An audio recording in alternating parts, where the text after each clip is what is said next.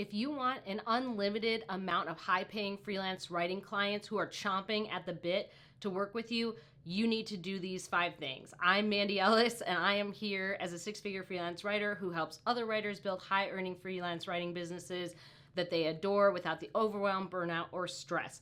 We're gonna hop right into it, and I want you to understand how to get those endless warm leads building into your LinkedIn and your website, and how you can get on the same level as those high-paying clients. So number 1 here, you need to market to the level above you. This is something that a lot of writers make a mistake of. They are marketing to the level they're at or below them. They try to play small. They try to end up going in what they think clients want from a writer instead of addressing client pain points and needs. So you need to market to the level above you. That means updating your LinkedIn and your website copy to reflect what your clients need help with, their pain points, the things they struggle with, what kinds of results they're hoping to get, and connecting those with your skills, your attributes, the types of projects that you work on in your niches. So when you reach this new level, by the time you're getting these inbound leads from these higher end clients, you will already have work to back this up. That's why I always teach that your LinkedIn and your website should be aspirational. These should be the places that you're going, because by the time someone finds you, you're usually already there. So if you want to make sure that you're working fewer hours, you have more leads coming in, you are having a wait list basically of clients who are wanting to work with you, you need to talk to these better clients on their level. So that means that you are going up. We are talking up to where we're going. Like I said, their pain points, the things they care about in terms of goals. And I really want you to think about this in your LOI as well. So in your LOI, we're going to talk about our clients. Our LOI is our letter of introduction, but you're going to talk about clients that you've worked with, the niches that you're in. If you're moving into a new niche, you may talk about how you can help, but you want to leverage what you have now to get what you want. It's just really understanding how to rearrange those things. So this downplaying, this playing small, or this marketing to clients where you're at is not going to work. You need to move up. So if you want to move into white papers, you want to move into case studies, you want to move into content strategy, you need to address the types of needs or wants or goals or results that those types of clients would have, right? You need to make sure you put that in your copy.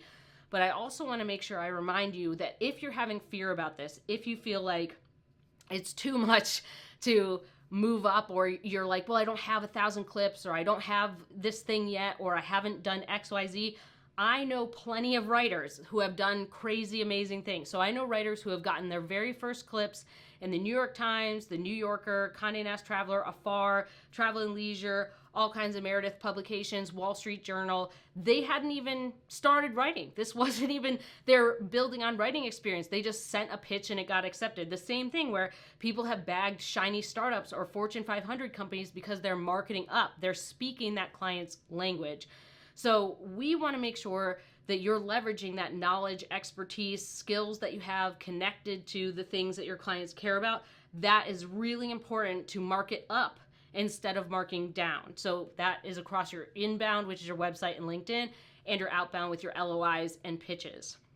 Number two here, you need to make sure that you understand them, right? You need to show them immediately when they join your web, or when they happen upon your website or LinkedIn, you show them immediately that you're the right writer for them. You're the right writer for them, putting the right words in the right order to relay the right message at the right time to the right audience.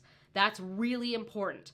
These kinds of things get passed over when writers are like, I'll just do whatever you want. I'll just get on a call tomorrow and then turn in the work the next day. Free consultations. We can do what, I'll hit the deadlines, like basic ass stuff that people just don't think about. High paying clients just don't think about that. Of course you're going to hit your deadlines. Of course you're going to create high quality content. Of course you're going to take things off their plate, right? Those are things that are normal and expected with high quality clients. Low paying clients are like looking for things that are very basic. High paying clients want the right writer for their brand, to put the right words in the right order, to relay the right message at the right time to their right audience. What you need to do is infiltrate that into your copy. You need to put it in your website, in your LinkedIn, not necessarily your LOI, but if you're writing a pitch, you need to make sure you're matching the tone and style of the magazine, that you're doing that right message at the right time. You are mimicking their tone and style.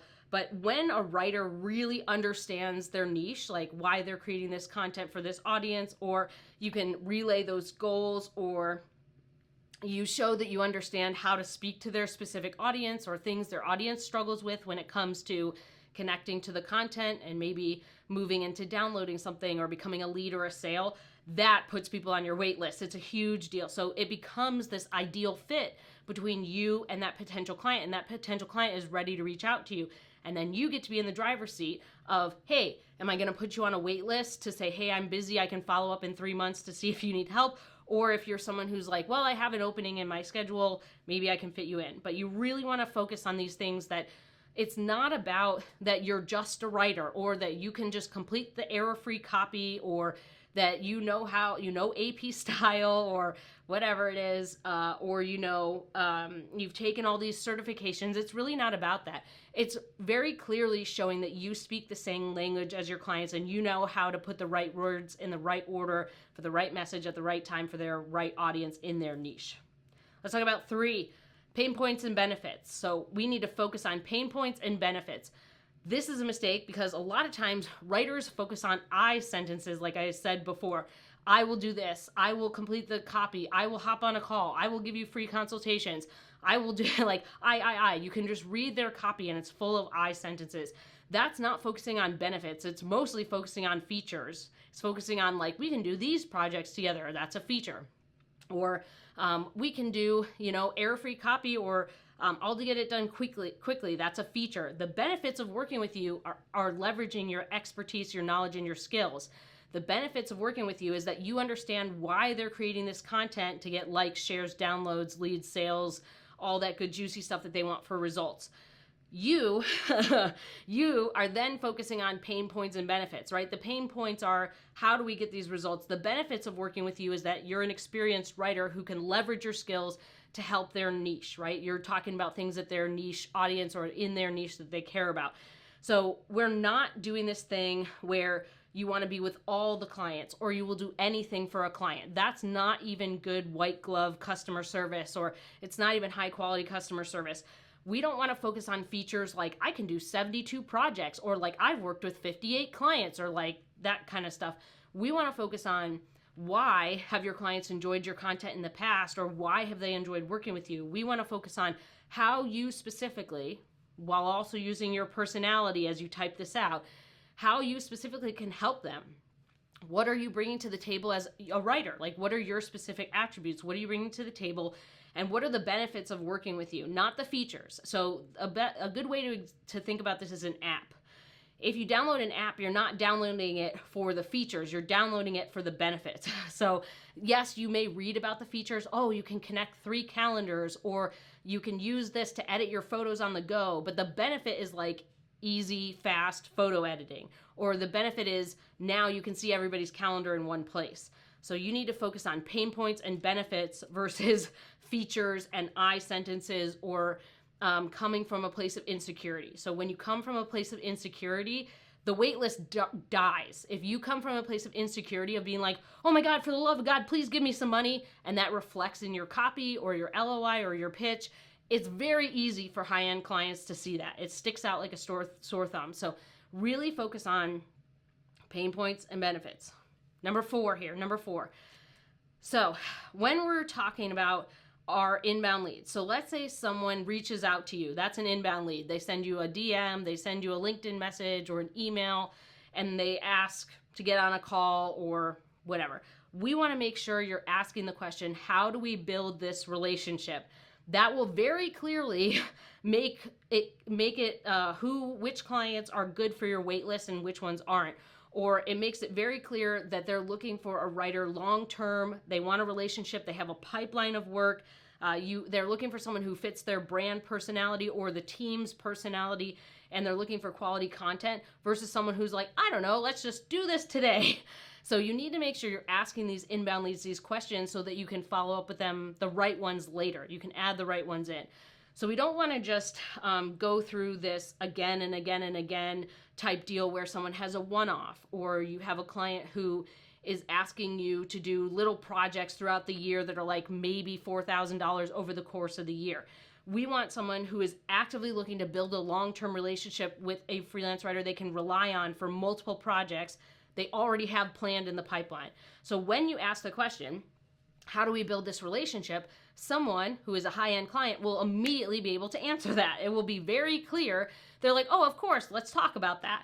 That will be the next step for them. It's not like a red light client where they're just like, what? Like, what do you mean? Like, they won't get it. You're not speaking the same language. So asking how we build this relationship will connect you with clients, high-end clients, who treat you with respect your schedule, really are looking for high quality content. They are a partner. They're not just trying to shove all the work on you and being like, you deal with it, good luck. They are someone who is not there to just tell you what to do. They're there to bounce ideas off of or give you legitimate feedback or do something that is really building a long-term relationship with someone that you guys can basically rely on each other. So they rely on you to help them with these projects. You rely on them as a long-term client. That's really important. Number 5 here. Your best clients already think in quarters and months. So this wait list is already automatically kind of building itself. Your best clients, and this is how I've seen it throughout my career and my students, my Wealth Lab and Runway students, they are already planning for Q1 when they're in October, and they're already planning for the next quarter or the next year way ahead of time. It's only the clients that are behind the ball that are planning in January for that year. So they're planning in quarters or they're planning in months. So they already know their upcoming projects are going to be this way or that way. So instead of you approaching a waitlist client or trying to get high quality clients like, I need money now, for the love of God, give me some money. There's some times where you end up signing red light clients and you're confused about why this happens. And I've seen this happen. I get emails from people all the time about how they're confused how this happened. You can't have your cake and eat it too. You can't have someone who needs it yesterday, who is going to pay you a low amount to basically get it done quickly, and have long-term work. They don't go together. So the need it yesterday people are banging down your door, and they usually are low payers, and you're like, oh my gosh, I need money now, I need to do it.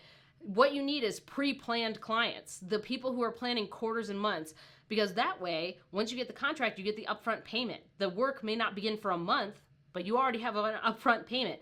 So it's not the speed of the money, it's understanding that you're connecting with these clients who are already pre-planning, so you do get paid sooner. You're not having this situation where you're like, I need to put kibbles and bowls and like money right now. You want to build this wait list with these clients who are already ready to pay up front or ready to pay at least half up front. And they're giving you that before you ever start the work so that you have money coming in and you don't have to deal with these clients who are like, I need it yesterday, or like, you figure it out, or that kind of stuff.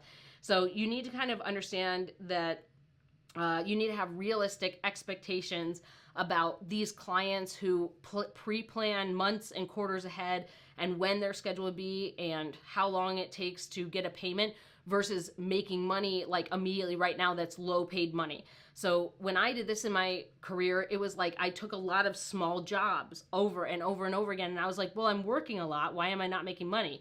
And it just led to burnout. It was continually being like, making money, like take the money now. But it's way better to balance sometimes in your financial life as a freelancer, taking money now with looking and accumulating these longer term clients who need work in 2 or 3 months. I don't want you to see it as a red flag that they don't want something until 2 or 3 or 4 months out. That can be a really great client who's pre-planning ahead, looking for the right writer. They want a long-term relationship. I don't want you to end up, sinking that ship. So our best clients are already planning in quarters and months. When it's, September, they're already planning for the next year. And then the last piece here, so we want to make sure that we're setting up our schedule. So our best clients, the next deadline that you have is 2 to 3 or 4 weeks out. So even though you've got paid on upfront, handled the contract, all that stuff, don't just immediately shove them into your schedule, be like, I'll be done by Friday. That's just not going to work. When we have more of these clients and you become busy, the more you have a wait list, the longer your lead time is. So we want to set expectations from the beginning with a client that you have 2 weeks or 3 weeks to get the thing done. You also want to make sure you're onboarding them appropriately. So you have your contract set up, you have your upfront payment, you might have an initial kickoff call with them, but you have all that done before you start the work. And then you have time to acclimate yourself to all like the examples they've given you, their tone and style, what they want you to create, rather than you going off and just like trying to create it as quickly as you can. So we want to make sure that we're kind of paying attention to their pipeline, our pipeline, their deadline schedule, and that's part of that partnership. So treating us like a partner is also understanding that they're not going to get it on Friday. They're going to get it on the deadline schedule that works for us. And if you're building a wait list, you already have clients that are expecting that to happen. They're expecting that longer term deadline schedule. They're expecting that you may not have it today. And the weird thing that happens is when you tell people that you're busy, they're just like, I need you now. I want it more. So if you tell people, hey, I can take work 2 months from now, or, we can hop on a call now and we can iron out project details and start in 2 months. They want to work with you now. Like this demand and the fact that you are in demand or wanted by other clients or busy, that drives them to want you even more. It's crazy. So building this wait list and identifying these things, how they work and what they're thinking and how they build their pipeline, how to speak to them are really critical to building a long-term flow of unlimited high-end client leads. It's really critical. So when you're thinking about these things, I want you to also think about how you're going to filter them out at each stage of the process.